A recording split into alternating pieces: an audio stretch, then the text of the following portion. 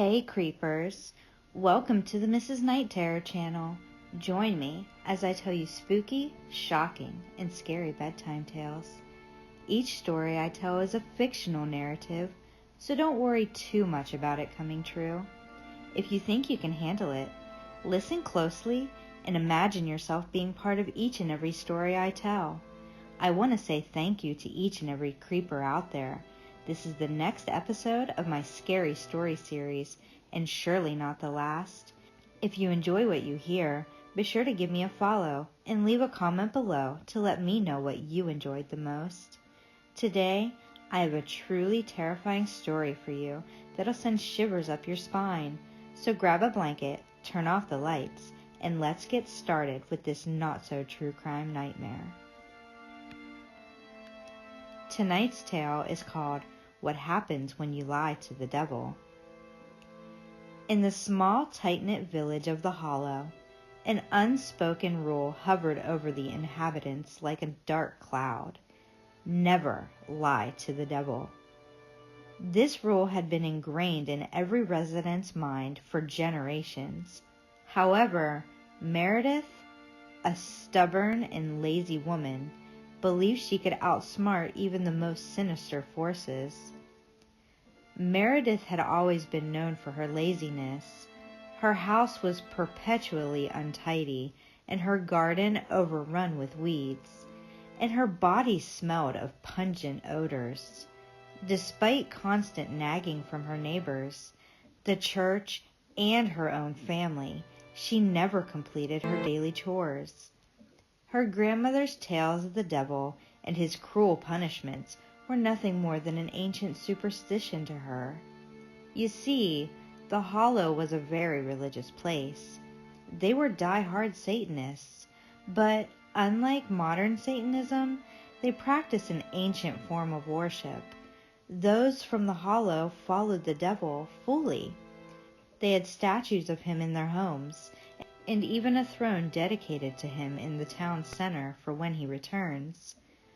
Most outsiders didn't truly understand true devil worship, and newcomers were often surprised to know how freakishly clean they were.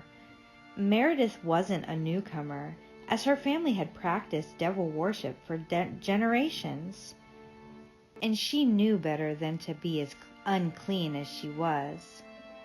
One fateful night, after another day of sloth and neglect, Merideth was in her bedroom, lying upon old pizza boxes and empty soda bottles. The room was cold.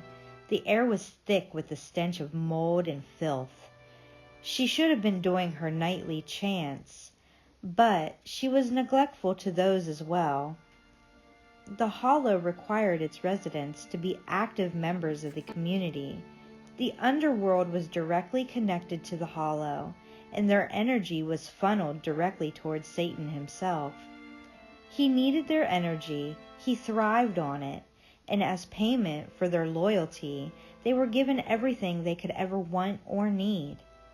It was a fair trade in everyone's eyes, and kept both the believers and the devil happy. Which is what made it so important to follow the rules and keep impeccable order. But Merideth just couldn't get on board with any of it. So, as she shoved her hoard of trash to the side, she felt a vortex of energy enter the room. What? Could it be? Was it the devil himself, drawn by the stench of her laziness? The figure appeared at her doorstep. His voice was smooth, but carried an undertone of menace as he spoke.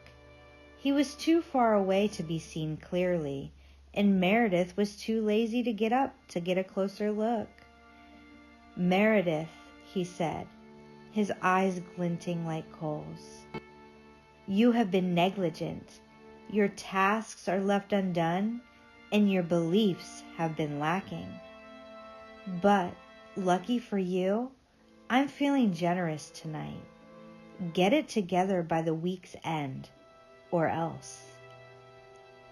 Merideth, her heart pounding, nodded hastily. She promised to finish everything by morning, swearing on her life. The figure's lips curled into a sinister smile before he vanished into the darkness, leaving Merideth to her panic.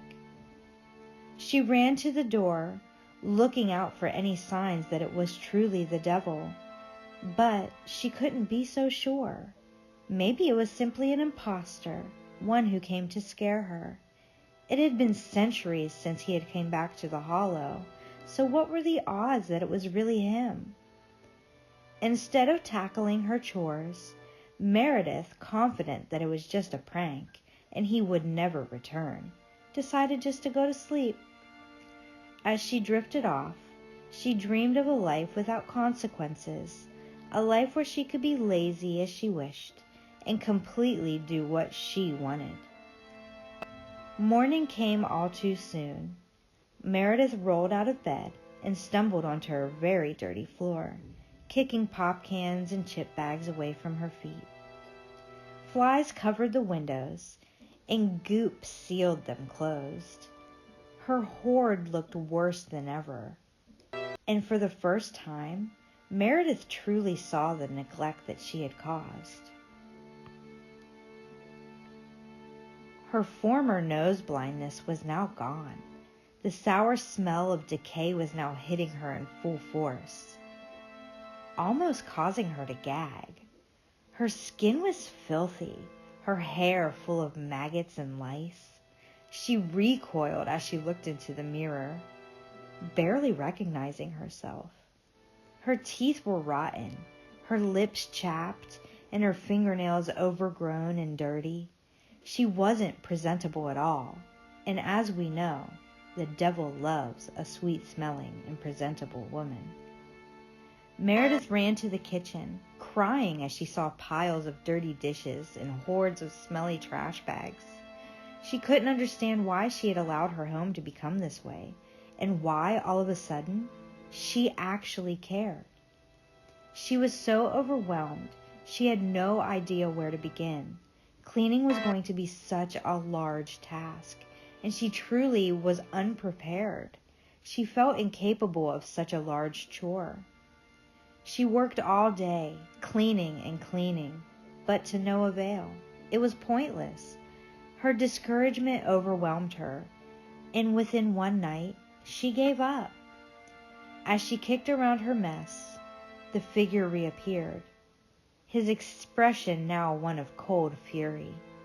He surveyed her home, still in disarray, and her garden, still choked with weeds. Merideth stammered out excuses, but his patience had run thin. "You lied to me, Merideth," he hissed, "and for that, you shall pay." "No, you don't understand," Merideth cried out. "I'm trying, I promise." With a snap of his fingers, the air around Merideth began to warp. She screamed as her body twisted and contorted in unimaginable ways. Her skin melded with coarse, bristly hair, and her face elongated into a grotesque snout. In the matter of moments, she was no longer human, but a grotesque fusion of a woman and a pig, forever bound by her own deceit. Merideth tried to cry out once again, but this time her voice was a series of oinks and gibberish. The figure took her down to the town square, where his throne was waiting. The old church bells began to ring, and the town quickly began to rush into the square. They began to chant and rage as they were overwhelmed with excitement for his return. "He's here! He's here!" they all screamed, dropping to their knees as they bowed down to him.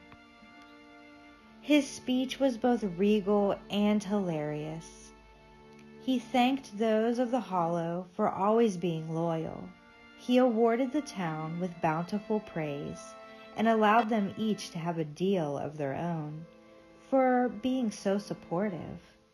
Some of them chose riches, some wanted fame, and many wanted a plethora of women. To each they were given just enough to satisfy them until his next return. As for Merideth, She was paraded around town for the pig that she was. She was given no praise from the crowd. They all chose to tease and taunt her for her misfortune, one that was brought on by herself. They branded her with hot iron and fed her scraps from the trash.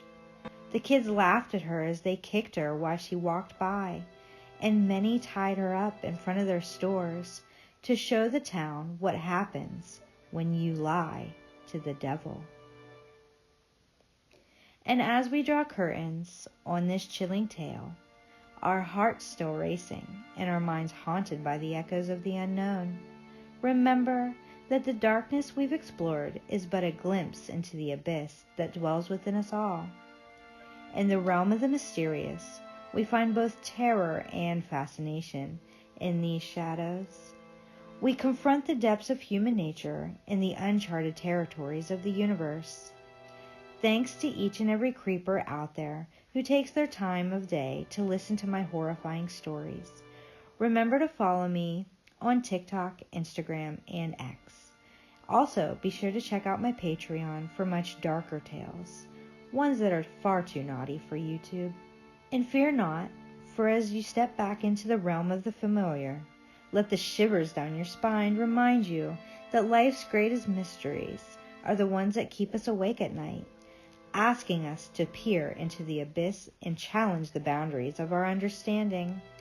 Until next time, dear listeners, may your dreams be undisturbed, and may you find solace in the light of day. Good night, and sweet dreams, if you dare.